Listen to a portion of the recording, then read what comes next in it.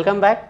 आज हम लोग जर्नल एंट्रीज को आगे प्रोसीड करेंगे। अभी तक हम लोगों ने बेसिक जर्नल एंट्रीज पढ़ ली हैं और हम लोग आज आगे पढ़ेंगे कुछ घटिया जर्नल एंट्रीज जो कि आप लोगों ने देखा होगा। यहाँ पे नाम से आपको दिख रहा होगा आउटस्टैंडिंग, प्रीपेड, अनअर्न्ड। एक और टर्म होता है वो है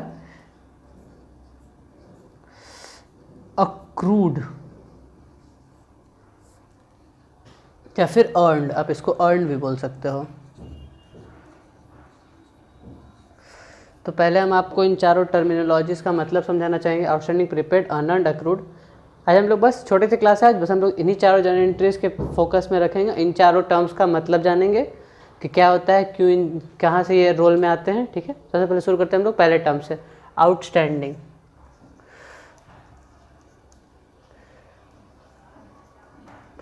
आउटस्टैंडिंग यानी कि देना बाकी है।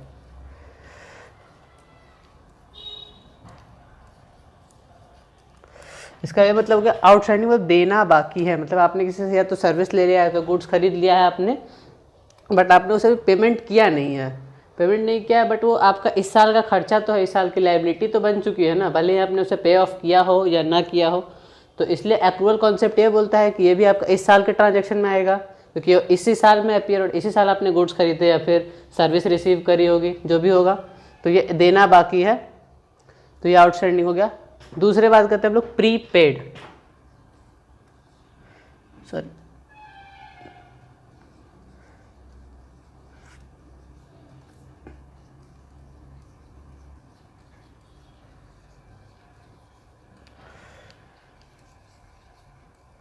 प्रीपेड मतलब पहले से दे दिया है।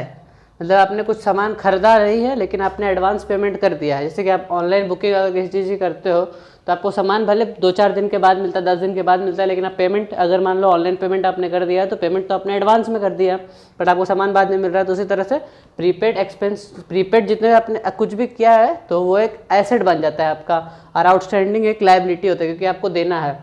यहाँ पे आपने सर्विस या फिर गुड्स रिसीव नहीं किया लेकिन पेमेंट कर दिया। यहाँ पे सर्विस और गुड्स रिसीव कर लिया है, पेमेंट नहीं किया है। ठीक है, तो दोनों में अंतर आपको समझ में आ रहा होगा। दोनों इसी साल में गुड्स या फिर सर्विस एक्सचेंज हो रहा है तो इसलिए इस साल में आएगा वो। ठीक है, यहाँ पे rent of next month of 7,500 paid.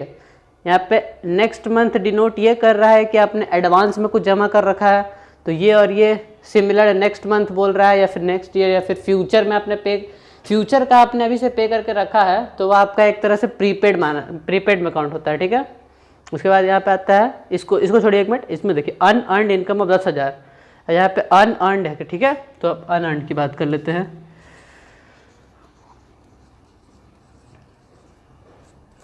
तो अनअर्न्ड आप यहाँ पे देख पा रहे होंगे, इसको आप अगर स्प्लिट कर ले यहाँ से, अर्न्ड प्लस अन, यानी कि अर्न मतलब क्या होता है, आपने कमा लिया, तो यहाँ पे अन लग गया, तो अन से आप क्या समझते हो कि नहीं कमाया, तो आपने कमाया नहीं उस चीज़ को लेकिन आपको मिल गया, मतलब कहीं ना कहीं वो आपका पैसा नहीं है, आपका एसेट नहीं है वो, तो इसलिए वो आप एसेट में नहीं शो करेंगे, ये आपका एक लायबिलिटी हो जाएगा। कि आपने, जैसे कि आप मान लीजिए कोचिंग में पढ़ रहे हो, कोचिंग में आपने फीस तो पूरे साल की पे कर देते हैं, लेकिन आप पढ़ते तो पूरे साल भर है, लेकिन फीस एक बार में आप पे कर देते हो, या फिर कोई ऑनलाइन क्लास आपने अगर ऑर्डर करी है तो एक बार पूरा पेमेंट कर देते हो, लेकिन आप सर्विस तो लेते रहते हो, आप पढ़ते रहते हो उसको इन द फ्यूचर।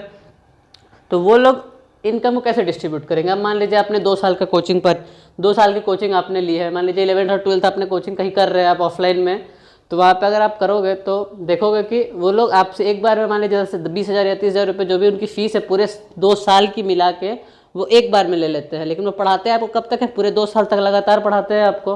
तो वो अब एक साल में अकाउंटिंग ईयर तो 1 ईयर का होता है, तो उस तरह अगर आपको बुकिंग करनी है इनकम की तो वो एक बार में 40,000 पूरा बुक नहीं कर सकते हैं, क्योंकि वो तो फिर कैश कॉन्सेप्ट पे हो जाएगा, जो कि गलत होता है। इसलिए वो एक्रूअल कॉन्सेप्ट पे आते हैं, तो वहाँ पे वो स्प्लिट कर लेते हैं उसको 2 पार्ट में, कि 11th का फीस अलग, 12th का फीस अलग। 11th का फीस इस साल बुक कर रहे हैं, 12th का फीस अगर आप अगले साल जाते हो तो वो 12th की फीस आपकी अगले साल बुक होगी। उसी को अनअर्न्ड बोलते हैं। मतलब इसका इसे ये समझ सकते हो, कमाया नहीं बट मिल गया। ठीक है, कमाया नहीं था लेकिन पैसा तो मिल गया उसको। इसी तरह से एक ये चौथी एंट्री हो जाती है, wages of last month still not received. Still not received मतलब आपने मिला नहीं आपको, लेकिन आपका वो ड्यू हो चुका है, रिकॉर्डिंग हमेशा ड्यू बेसिस पे होता है, क्योंकि अग्रवाल कॉन्सेप्ट यही बोलता है कि पैसा मिले या ना मिले रिकॉर्डिंग आपको करनी है। दूसरी तरफ wages of last month still not received का मतलब इसको आप लोग ऐसे भी लिख सकते हो कि ये अर्न हो गया, अर्न हो गया या फिर अक्रूड हो गया। तो अक्रूड अगर आप लिखोगे तो अक्रूड का मतलब होता है कमा लिया है बट मिला नहीं है, कि हम लोगों ने कमा तो लिया है बट हम लोग को पैसा मिला नहीं है। जैसे कि अगर आप बात कर लेते हो, इसमें आपको एग्जांपल है कि आपने कहीं पे पूरे महीने आपको सैलरी कब मिलती है, पूरे महीने काम करने के बाद अगले महीने के पहली तारीख को या फिर महीने के लास्ट तारीख को सैलरी हमेशा मिलती है। तो वेजेस आपने कमा लिया, आपने काम पूरे साल किया, सर्विस आपने पूरा ऑर्गेनाइजेशन को सर्विस आपने पूरे साल रेंडर करी, उसके बाद जाके आपको पैसे मिलते हैं। तो मान लीजिए आपको पैसे नहीं मिले 31 तारीख को, अगर आपका जनवरी खत्म हो गया 31 तारीख को आपको पैसे नहीं मिले, तो आप बोल सकते हो कि जनवरी तक का आपका पैसा अर्न है, रिसीव्ड नहीं है, उसी का नाम अक्रूड होता है। ठीक है, यहाँ तक होप करते हैं आप लोग को समझ में आया होगा। अब एक एक एंट्री को हम करके दिखाते हैं, आप लोग को फिर समझ में आएगा। ठीक है, होल्ड कीजिएगा, मैं इसे थोड़ा साफ कर लूँ बोर्ड।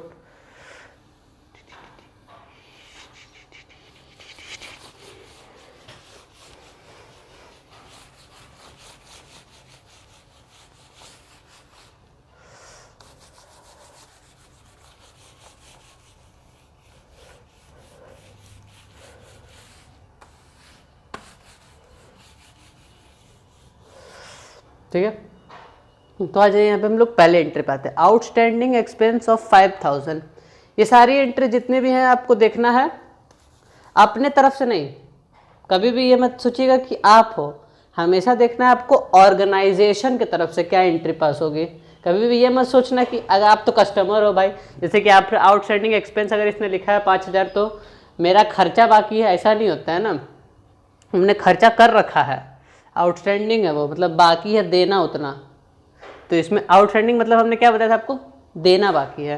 तो इसको अगर आप एंट्री करना चाहोगे तो आउटस्टैंडिंग क्या हो गया, आपकी लायबिलिटी बन गई। तो लायबिलिटी बन गई तो इस तरह से ये क्रेडिट साइड में आ जाएगा। ठीक है, तो क्रेडिट साइड में क्या आएगा, to outstanding expense, outstanding expense account 5000 rupees.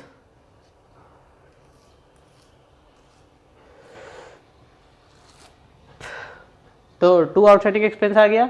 अब आप सोच रहे हो कि दूसरे साइड क्या आएगा भाई, तो आउटस्टैंडिंग क्या है, आउटस्टैंडिंग जो चीज़ रहेगा भाई वही ना दूसरी साइड लिखोगे। तो आउटस्टैंडिंग क्या है, आउटस्टैंडिंग है खर्चा यानी कि एक्सपेंस, और एक्सपेंस हमेशा बढ़ता है तो वो किस साइड जाता है, डेबिट साइड। ठीक है, तो आउटस्टैंडिंग अगर एक्सपेंस है तो एक्सपेंस क्या हो जाएगा, एक्सपेंस अकाउंट डेबिट हो जाएगा, फिर expense account debit to outstanding expense account.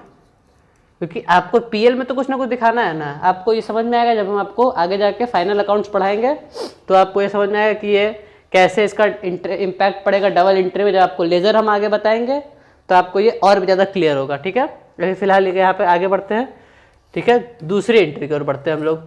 Narration आपको जो मन करे आप लिख सकते हैं, नरेशन में कोई दिक्कत नहीं है, लिख दीजिएगा डायरेक्ट बाय आउटस्टैंडिंग एक्सपेंस, कुछ नहीं करना है इसमें। उसका दूसरा था प्रीपेड एक्सपेंस।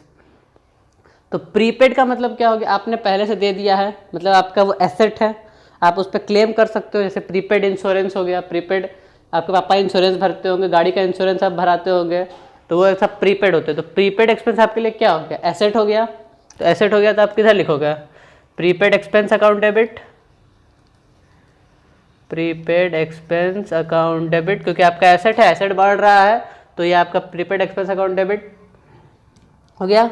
अब प्रीपेड है मतलब वो खर्चा जो आपका था वो इस साल का खर्चा तो है नहीं, इसीलिए उसको आप एक्सपेंस में आपने बुक किया होगा तो उसको हटाना पड़ेगा। एक्सपेंस अगर डेबिट का आइटम है, क्योंकि हमने आपको पॉइंट्स के रूल में बताया कि एक्सपेंस डेबिट होता है, तो अगर एक्सपेंस घट रहा है इसका मतलब वो उल्टी साइड आ जाएगा, और उल्टी साइड आ जाएगा इसका मतलब क्या हो जाएगा, ये टू एक्सपेंस अकाउंट अमाउंट 10,000।